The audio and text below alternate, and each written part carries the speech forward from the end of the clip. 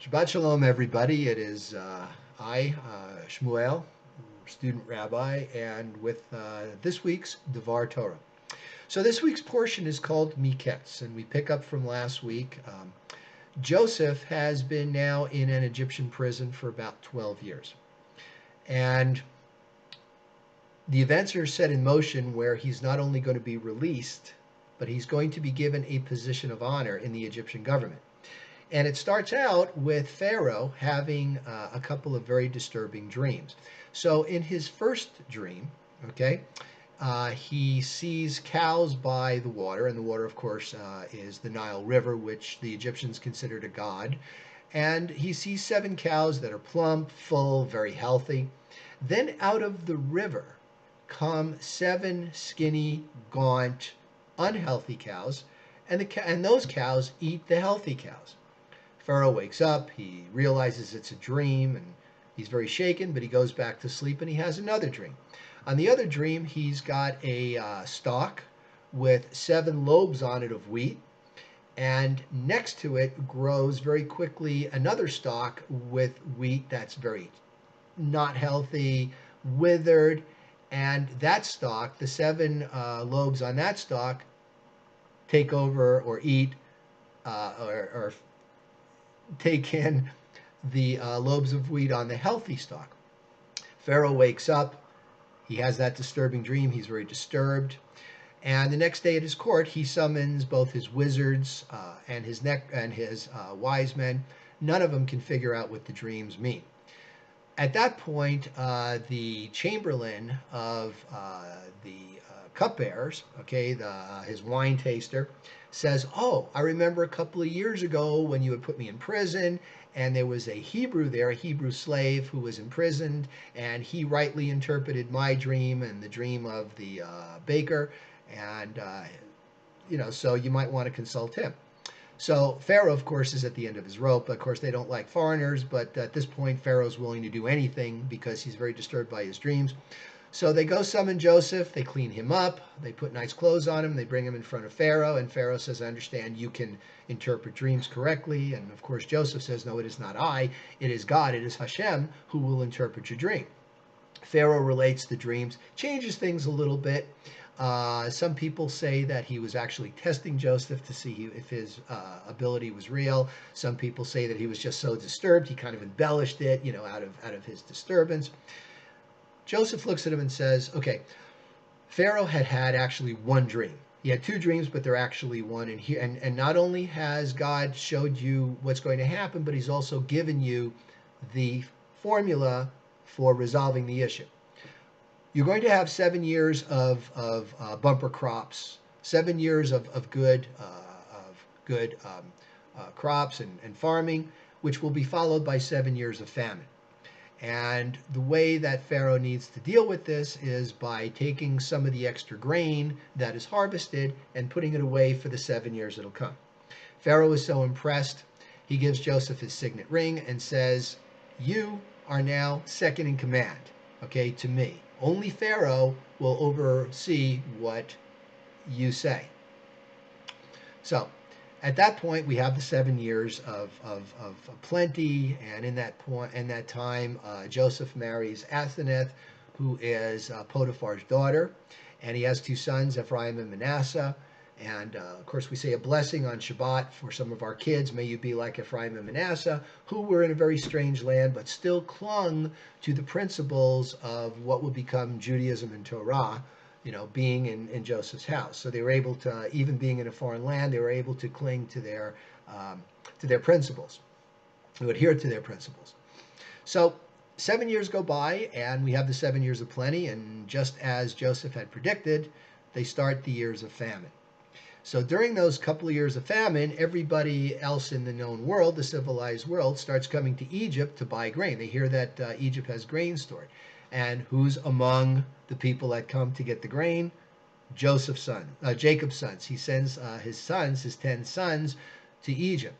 So they come to Egypt, and Joseph had ordained that anybody that comes to buy grain has to go through him first, to decide how much he's going to give them, because of course, it's like they only have a limited amount of grain to sell, so it's kind of like one to a customer, kind of like a sale at your local store, right? They don't want to run out of inventory, so um, they kind of limit how much you can get. Now, what the brothers had done is they had come through 10 different gates to appear like there are 10 separate parties, but they all kind of converge in Joseph's court at one time. Now, Joseph recognizes them, even though it's been a few years. It's been about 17, 20 years almost. However, they don't recognize him. I mean, he's got longer hair, he's got a beard, he's speaking Egyptian, ancient Egyptian. He's dressed up in the raiment of a vizier, of the viceroy, the second in command to the king. So they appeal to him. So Joseph plays a little game with him because he wants to, he misses his brothers and he wants to see if they still resent him. So he questions them. Oh, you come by yourselves, and maybe you're spies coming in from different gates. They're like, no, we're here because our aged father. And he was like, oh, you've got a father. How is he doing? Well, he's doing okay. Do you have any other brothers? Well, yes, we have a younger brother. Oh, Joseph kind of pounces on this. Oh, and how is he? Well, he's alone. We had one brother who's gone and we miss him. So Joseph's starting to see the remorse expressed by the brothers, the fact that they left him. So Joseph plays a little game with him. He says, okay, I will give you the grain, but I want you to come back and bring your brother. So he kind of sets them up, gives them their money back and everything, which they only discover when they're halfway home. So they get home, and they look at, they see that that they've got their money. So what he does before they leave is he goes through their sacks and sees that they've taken some extra stuff, and he says, well, go back and bring your brother, and in the meantime, I'm going to hold one of you hostage. So who does he hold hostage? Shimon, or Simeon, who was the one that initially wanted to kill Joseph rather than just, sell him off into slavery. So the brothers go back. They tell Jacob what has happened, and they said, well, he says that we can't, he will release Simeon or Shimon if we bring Benjamin back and show him that we're not spies. Jacob, of course, doesn't want to release Benjamin because Benjamin is the second son of his favorite wife, having lost Joseph already, not knowing that Joseph is still alive in Egypt. So he says no. However, as fate would have it, they start running out of grain. They have to go back to Egypt to get more grain, to buy more grain, because there's still a drought, there's still a famine in the land. And and Jacob's like, okay, what do we have to do? So Reuben says to him, Reuben's the oldest son, I will leave my two sons here, and if anything happens to Benjamin, you can kill my two sons, which, they felt was kind of absurd. Some people say, well, he was just making hyperbole just to make the point. But Jacob just kind of just rejected that.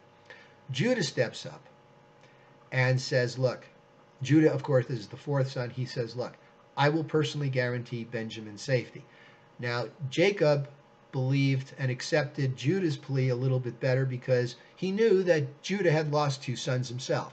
So he knows what it's like to lose his son, so he knows he's going to take care. So they go back to Egypt with Benjamin in tow, and Joseph sets him up again. Well, first he sets a very nice banquet for them, but then he sets him up again, puts a goblet in there. As they're getting ready to leave, he comes and he says, I understand you guys stole one of my favorite goblets, one that he used to divine, in the Egyptian religion. Now, of course, Joseph had not had embraced the Egyptian religion, but he was the viceroy. He had to make appearances that he had, even though at home in private he practiced Torah. So he sets Benjamin up, discovers it, and as the portion ends, he's ready to take Benjamin and make him a slave. And Judah now goes in front of Joseph and appeals for the release of his brother. So what do we learn secularly? Okay, it's a very, of course, religious portion, but as far as secularly, just what do we learn from morality here? We learn a lot about forgiveness. We learn about the fact that all through this, Joseph did not have any resentment towards his brothers, or what resentment he had, he got over it because he realized that all this was set in motion by God, by Hashem. Hashem wanted Joseph to be in this position so he could bring his family to Egypt during the time of plenty.